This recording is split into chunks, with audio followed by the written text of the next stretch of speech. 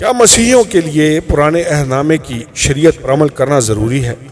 شریعت کے کون سے حصے آج کل کے ایمانداروں پر واجب ہیں؟ اس معاملے کو بہتر طور پر سمجھنے کے لیے یہ جاننا ضروری ہے کہ پرانے عہد نامے کی شریعت بنی اسرائیل کو دی گئی تھی، نہ کہ مسیحیوں کو۔ شریعت میں کچھ قوانین ایسے تھے جو اسرائیل پر اس حقیقت کو ظاہر کرتے تھے کہ وہ کس طرح خدا کے احکام کو مان سکتے ہیں اور کیسے اس کی خوشنودی حاصل کر سکتے ہیں۔ مثال کے طور پر 10 احکام کچھ قوانین ایسے تھے جو بنی اسرائیل کی رہنمائی کرتے تھے کہ وہ خدا کی پرستش کس طرح کریں اور اس کے ساتھ ساتھ اپنے گناہوں کا کفارہ کیسے ادا کریں۔ قربانیوں کا نظام کچھ قوانین ایسے تھے جن کا مقصد بنی اسرائیل کو ان کے ارد گرد کے سب اقوام میں سے منفرد بناتا تھا۔ کھانے اور کپڑوں کے بارے میں قوانین، پرانے عہد نامے کی شریعت کی کوئی بھی قوانین جو بنی اسرائیل کو دیے گئے تھے آج کے مسیحیوں پر واجب نہیں ہے۔ جب یسوع نے صلیب پر اپنی جان دی تو اس نے پرانے عہد نامے کی شریعت کو مکمل کر کے بند کر دیا۔ رومیو 10 باب 4 آیت، غلطیوں 3 باب 23 سے 25 آیات، افسیوں 2 باب 15 آیات، افسیوں 2 باب 15 آیت۔ ابھی پرانے عہد نامے کی شریعت کی بجائے ہم مسیح کی شریعت کے تابع ہیں، غلطیوں 6 باب 2۔ اور یہ مسیحی شریعت کہتی ہے کہ خداوند اپنے خدا سے اپنے سارے دل اور اپنی ساری جان اور اپنی ساری عقل سے محبت رکھ، اپنے پڑوسی سے اپنے برابر محبت رکھ، متی 22 باب 37 سے 39 آیات۔ اگر ہم ان دونوں احکام پر عمل کر لیں پھر ہم حقیقت میں اس سب پر عمل کر رہے ہوں گے جس کا تقاضا یسوع مسیح ہم سے کرتا ہے۔ انہی 2 حکموں پر تمام توریت اور انبیاء کے صحیفوں کا مدار ہے، متی 22 باب 40 آیت۔ اب یہاں پر اس بات کا یہ ہرگز مطلب نہیں کہ پرانے عہد نامے کی شریعت آج کل کے دور میں غیر متعلق اور خارج از بحث ہے۔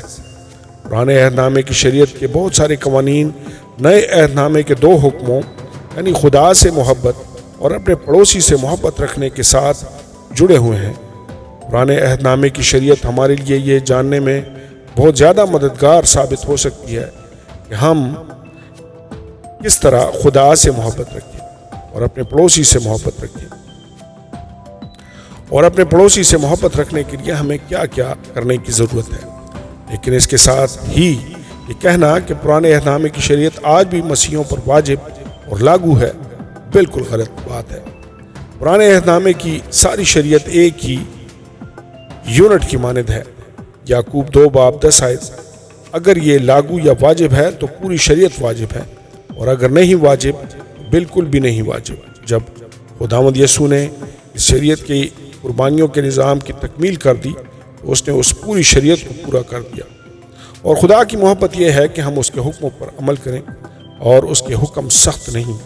پہلا یوحنا 5 باب 3 آیت۔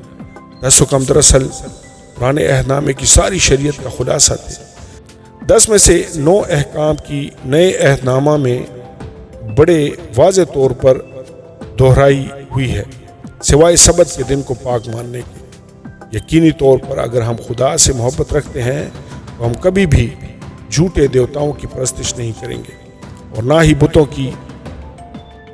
بتوں کے سامنے اپنے ماتھے ٹیکیں گے۔ اگر ہم اپنے پڑوسیوں سے محبت رکھیں گے تو ہم اسے قتل نہیں کریں گے، اس سے یا اس کے بارے میں جھوٹ نہیں بولیں گے، اس کے خلاف حرام کاری نہیں کریں گے، اس کی ملکیت کا لالچ نہیں کریں گے۔ پرانے عہد نامے میں شریعت کے دیے جانے کا مقصد یہ تھا کہ انسان یہ جان سکے کہ وہ کسی بھی صورت اپنی قوت سے شریعت کو پورا نہیں کر سکتا، اور اس کو اس بات کا شعور اور ترغیب دی جا سکے کہ اسے یسوع مسیح کی بطور شخصی نجات دہندہ ضرورت ہے۔ رومیو 7 باب 7 سے 9 آیات، غلطیوں 3 باب 24 آیت۔ خدا کا قطعی طور پر یہ مقصد نہیں تھا کہ پرانے عہد نامے کی شریعت پر ایک دور میں ساری دنیا کے لوگوں کے لیے ہو۔ ہمیں اپنے خدا سے اور اپنے پڑوسی سے محبت رکھنی ہے۔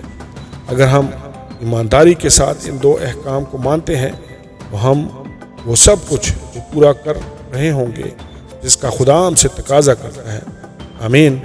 اور آمین.